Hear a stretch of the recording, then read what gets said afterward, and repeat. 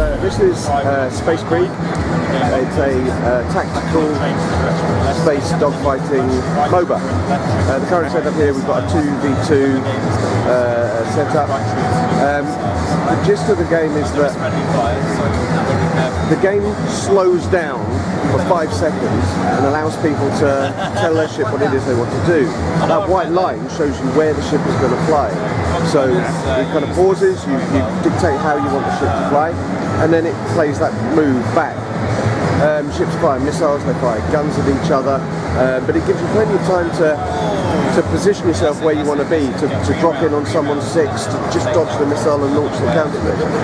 The thing is, when you say space dogfighter, everyone immediately thinks, oh right, I'm Starbuck, I'm Maverick, I'm whoever. And the reality is that unless you're an actual fighter pilot, you're none of those people.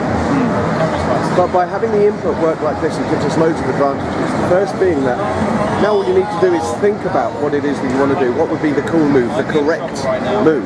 Yeah. And we've taken the twitch out of the equation, so you can enact that move.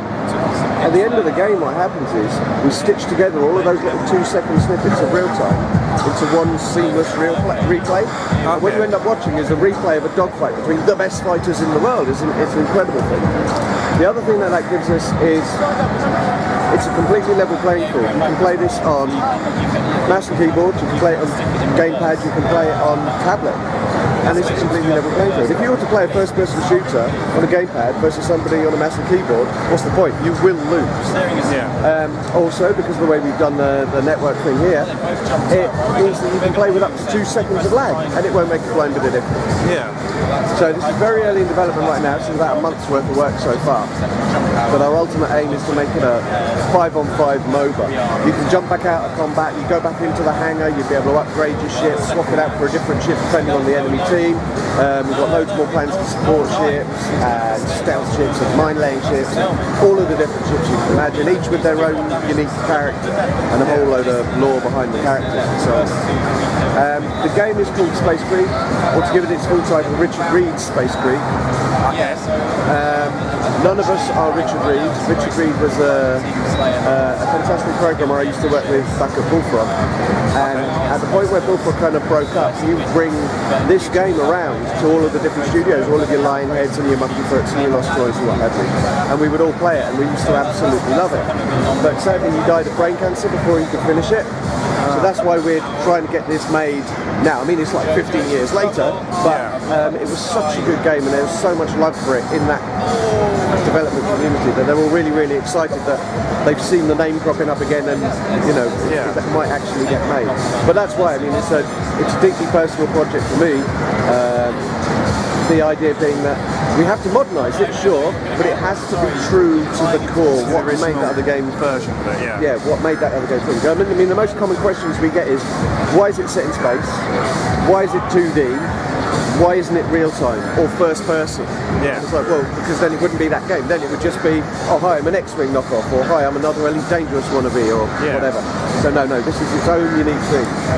The response we've had at the show has been amazing. People have been coming up sceptical, going, oh, I don't like tactical games, or I don't like space, and then they'll play it, and then they'll go away, get their friends, and start backing them over and playing it in.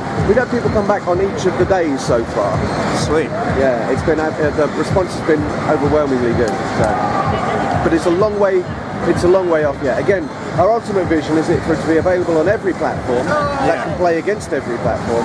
I want to see the world. I want to see the world finals like a LoL or a Dota, where you've got the big stage and the big desk lined up with all of the big PCs on it and everything. Yeah. And then at the end, the sofa and some guy on his iPad, because that's just how he likes playing the game. Yeah, that would be awesome. His cool side would be like Comfy Man or something. You know? Yeah, that's a great way of it. So, how's the actual, like, how are they going to win sort of thing at the end of this? At the moment, in this version here, it's a simple first to 3 kills wins. Okay. Right? In the final game, the game mode that used to be in the original, which was fantastic, was this freighter attack and defend mode. So each team, there would be a convoy of freighters that would come on from one side of the map, and one team would defend it and the other team would attack it, and the freighters would try and make it across the map and then hyperspace out the other side, and points were scored for how much damage you could do to the enemy freighters. But then when their freighters had gone through, your freighters would come through and back the other way, so everyone had to kind of swap out, get out of their bombers, get into the interceptors to stop the enemy bombers now, and so on and so forth. And there was a real nice sort of tug of war thing going on.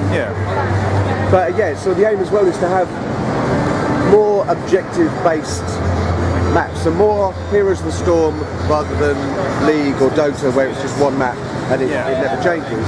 Yeah, the Heroes of the Storm approach, where we'll mix it up with attack and defense things, with loads more different interesting environments. Like I said, this is all sort of placeholder at the moment. We haven't settled on an art style. These are spaceships that we knocked up the other weekend. But the funny thing is, we did it because it was easy to do. But people have come up and said, "Oh, we really like the low poly style, the hard edges, that's a thing." So that we haven't made a decision, but that might be where we end up going. Okay. So does it now do as you said, a quick replay? Through? So now, Al, do you want to show the replay working? You have a look down on this one. Is it on that one, please?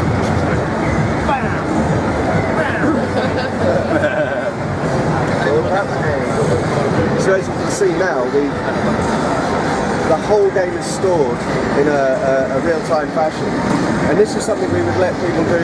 We want to really obviously support the Twitch community, the YouTube community, so there'd just be a button that they could press and this would immediately upload to YouTube, along with the AI camera director picking all the best angles, because it obviously doesn't need the gameplay camera anymore. It's very, very important to us that we get the Twitch community and the streamer community on board as soon as possible, and provide them in-engine with the tools that they need to do their job, because it's amazing how many of even the well-established games don't do that, and they have to come up with all kinds of different interesting workarounds to show a tournament or to show a game of theirs in an interesting fashion. So we want to start a dialogue with these people early. I mean, we've already started that for the kind of thing that they want to see in a package in one standalone thing.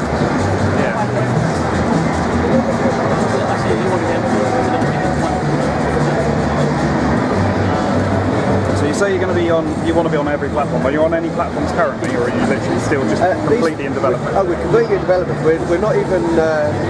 This is pre-pro. This is the prototype. These bottom two are running on PCs. Those top two are running on Mac Minis, poor things. But yeah, it should work on everything. It's written in Unity. Sorry, #native Unity, which in theory means it'll run on just about everything we can find it. Okay. So, is there anything else you can say about it? Just more gameplay things. I mean, the fact that we've got a really super complex damage model in there, which means that suddenly bits of your ship will stop working. So if you suddenly find you can't turn left, it's probably because all of the thrusters on the right side of your ship have been blown up. So it's all about mitigating that damage or dealing with the damage once it's happened, and knowing when to tactically try and jump out of combat to get yourself repaired. Jumping out of combat in and of itself is quite a fraught thing, where you're charging up your hyperdrive, and ideally you want to let it get to 100% and jump. But if there's a missile right up your tailpipe, you might have to try and kick it off early. But if that hyper jump fails, then you take even more damage and you get hit by the missile. So there's a whole load of quite compelling risk-reward stuff going on there. Well, thank you very much for that. That's awesome.